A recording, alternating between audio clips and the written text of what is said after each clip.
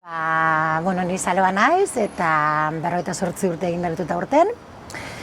Emakumea naiz, eibartarra naiz, nire burua sortzailetzat daukat, ze musikaria naiz eta uste dut kultura mailan sortzailea. Bai, kokain taldeko abeslaria naiz eta nire burua sortzaile eta musikari kontsideratzen dut.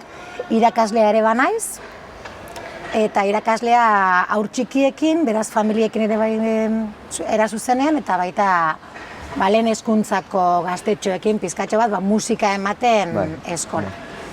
Eta guzti horretan euskalduna naiz eta euskeran baiti dut, horren guztien inguruan Eibarko ama ere bai naiz, nerabe baten ama ere bai naiz, 17 urteko nerabe baten ama naiz, eta orduan ikusten dut euskera ikusten dutela modu oso kompleto batean Eibar mailan, ez? Eremu desberdinetan. Bai, eremu desberdinetan. Ni Davide naz, 54 urte daukat, iaia 55, waterpoloko entrenatzailea naz, aita naz, bebai, eta nik ikusten dut euskera bakarrik waterpoloko arloan, eta zoritxarrez, naiz eta danak hitz egiten dugu, gehienez erdiera erabiltzen dugu. Hau da, pixka arazo bat. Bai, nik uste dut behar da ez dakit, baina behar bada zurekin klasean bai erabiliko dute gazteek eta jendeek euskera, baina gero beraien artean da pizkatxo bat kostatzen dena gehiago, ez? Bai, kostatzen dira gehiago, eta niri bai pizka kostatzen da bai esan behar dut zer oso azkarra, lehengo pentsatu eta gero esan eta juten naz. Normala. Bai. Normala. Beste hizkuntzara. Ja, normala. Bai, hau da, gertatzen da. Baina hau da helburua, uste dut. Hombre, saiatzea, zu bentsa saiatzen zara pila bat eta lanketa hori egiten, orduan ez da gitxi. Dakigunok ere batzutan ez dugu lanketa hori egiten. Bai, hori da, guk saiatzen. Dakigunok esan nahi dut, ama hizkuntza daukagunok euskera, ez Ni etorri nintzenean, pizka ingurumeena miatu nintzen, eta kitxoa gertu da, eta beraz harremana asko eduki nuen eta kitxorekin noizbait emaitzak emoteko, gure emaitzak emoteko. Beste noizbait urte asko egon naz, mintza praktika egiteko. Eta bai, irakurtzail, Eibarko gauzak irakurtzeko, tresna oso baliogarria da. Hau da nire harremana eta kitxorekin. Ja, niria be gisa esan, pentsatzen jarritza uste oso estua dela, benetan. Lehen pentsatzen egon naizean noiztikan nagoen eta kitxorekin harremanetan ero zerbait nolabaiteko loturarekin, eta isa hasieratikan. Banatzaile izan nintzen, orduan, nik uste 16-17 urten dituela, banatzaile izan nintzanean. Banatzaile. Horren ostean esango nuken nahiko batera, bazkide ere, horribili naiz ere moduren batean. Horren ostean, sortzaile moduan ere, nolabaiteko lotura izan dut, bai elkarrizketekin, bai nolabaiteko beti lagundu diguten, nik uste dut laguntza batzen delako beti gainera, herri mailan ere aditzeratzen kulturalki egin ditugun edo sortu ditugun gauza guztietan. Irakasle bezala ere, herri mailan euskaren alde egiten diren gauza askotan, euskalgintza taldean eta beste zeinbaitetan ere horrelako harremana ere badaukat. Aurrek egiten duten txikitxorekin ere harremana izan dezaket, nik uste dut gauza gehienetan dakatela nola baiteko parte hartzia. Eta horrek posten hau, atzera begiratzean galdera entzuten eta zure buruan pentzeruzkoan ia zelako harremana dakasun, konturatu naiz arlo desberdinetatik handela eta eremu guztietan ez dakit, baina askotan bentsat harreman bat badagoela. Eta ere irakurle naiz, klaro, hori da, eta arrazoia dakazu, askotan guai egoten da, Eibarko gertatzen diren gauzan, dauden gauzak, koloko gauzak jakiteko, ikuste dut, herrizan hori oso barneratua dagoela eta asko erabiltzen dela horretarako. Azkenean, Eibar hiri bat da, hiri modua funtzionatzen da. Ez da inbestan dia, ez da hiri, baina ez da herri. Erdian, ez? Erdian dago. Eta aldizkari, nire ustez, aldizkari gauza kontatzeko eta ez gauza bakarrik gauza txarra, baina baizik puntu positiboa azpilmarratzeko, nire ustez oso interesgarria da eta oso garrantzitsua da. Hombre, bai, ikuste dut, eta kitxok bai elkarte bezala daukan ekarpena egiten diona herriari izugarrizko ondisa dela. Osea, nire kasuan adibidez sortzaile bezala eta kulturaren baitale bezala, ez? Azkenean, lehenik eta behin bai elkarteak gainera badakit, nolako lana egiten duen euskal kulturaren inguruko eta euskeraz gozatu daiteken kultura ekartzeko herrira, ez? Ero hirira, erdi horretan gaudena, ez?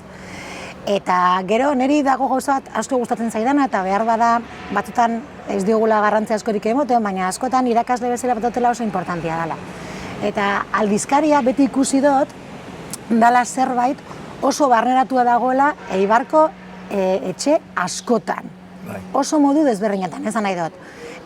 Ama hizkuntza euskeraz daukaten ere familia askok, eta kitxo irakurtzen dutela, eta hortik gauza asko ateratzen dituztela, behar bada egunerokotasuan nahi dutenak, ez dakit.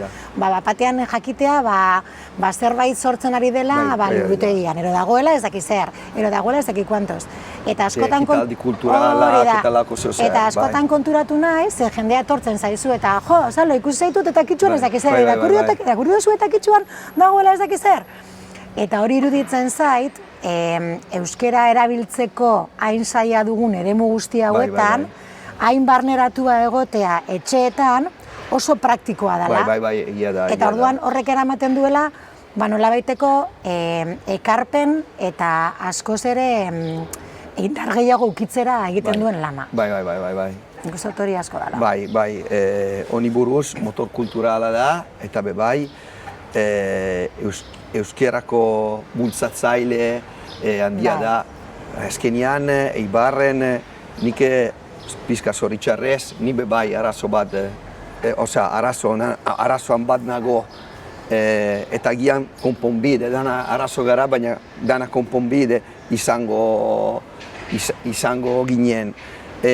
Baina nik ikusten dut, ni 14 urtetan hemen nago. Etorri nintzen duela 14 urtetan, eta nire ustez, agian oso subjektiboa, baina orain euskera gutxiago erabiltzen dugu Eibarren. Beraz, eta kitxo elkarteak eta euskeraren alde ekitaldiak, nire ustez, Eibarren oso garrantzitsuak dira. Bai, nire nahiko ados nago zurekin eta uste dut erabilera maila eta behar bada espazioak euskera erabiltzeko eta gure artean libre diren behintzat lanarekiko lotuta ez dauden espazioetan erabiltzeko oso gutxi erabiltzen dela eta gero eta gutxiago. Orduan, egia da nik uste dut eta kitxokor kriston lana egiten duela eta benetan aukera pila bat ipintzen dituela euskerazko gauza jaso eta parte hartzeko, praktika, familiekin lan egiteko, euskeraz egiten diren gauza pila baten herri mailan, euskararen eguna, beste, 8.000 gauzatan egiten duten lan, eta nik uste dut horrek indar asko dakala. Bai. Nik ikusten dizkiot indargune potente batzuk. Batzuk komentatu ditugu eta nola ikusten dut, baina bai ikusten dut herrian oso txertatua dagoela, esan nahi dut. Normalian eskaintzen diren gauzak, sortzen dituzten gauzak, herri mailan oso barneratuak eta oso kalean daudenak dira, esan nahi dut. Ez da etorriko prestatzera gauza batzuk behar bada herritik kanpo gertatzen direnak, ero herritarrontzat arrotzak egiten direnak. Eta nik uste hori oso garrantzitsua dela eta oso indargune potentia dela. Horrek egiten du herriak berak ere parte hartu nahi izatea gauza askotan. Orduan, nik uste dut beraiek ere beti lantzen dutela eta saiatzen direla herrian herriko hori pizkatxo bat areagotzen eta lantzen. Eta gero, komentatu bezala, nik uste dut aldizkaria ze barneratua dagoen gure etxeetan ere oso garrantzitsua dela eta oso indargune potente badala. Ze hor askotan lortzen ditugu gauza pila bat. Eta guk ume txikiekin eta familiekin ere askotan hor gauza pila lantzen ditugu. Eta kitxok ipin ditu, irakurri dugu eta dago ez dakizera eta dago ez dakik kuantos da horre bain lanketa bat egiten da. Orduan nik uste dut horrek oso positiboak direla. Erabat ados nago, eta, beste beste ikuspuntutik gauza miatu, nik pentsatzen dut, 100 urte barru, norbaitek jakin nahi du nola bizitzen zuen eibartarrak, eta kitxo tresna oso garrantzitsua da. Hor daukazu gauza asko, ekitaldi, zer gertatu zen, eta gauza asko. Bueno, oin dinozula hori, 100 joan gabe, ontsu gogoratu dut, nire amak dakala ez dakiz zenbat gauza gordeta, eta horretan eta kitxo pila bat agertuko dira, ni agertu naizelako askotan. Eta orduan, amak gordeta daka olako, ale pila bat eta gauza pila bat zentzorten, orduan bai, arrazoia dakazu, ez? Eskat, atzera begiratzeko eta hori ikusteko... Artxibo historiko moduan, artxibo historiko moduan oso garrantzitsua da, nire ustez. Bale, nik bai edeko nuke herrikoia,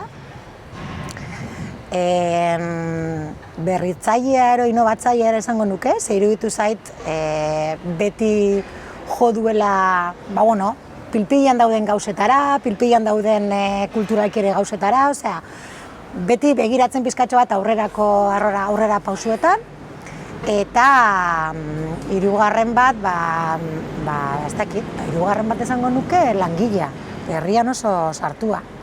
Nik erabiliko ditut bi hitza, Eibarko hortzimuga bat da. Oso polita. Azkenean Eibar ez dauka hortzimuga, baina dago zeo zer, beti Eibarren onduan ibiltzen da denboretan, eta hori izan da, Eibarko hortzimuga, ala Eibarko hortzimuga bat. Oso polita, arrazoia.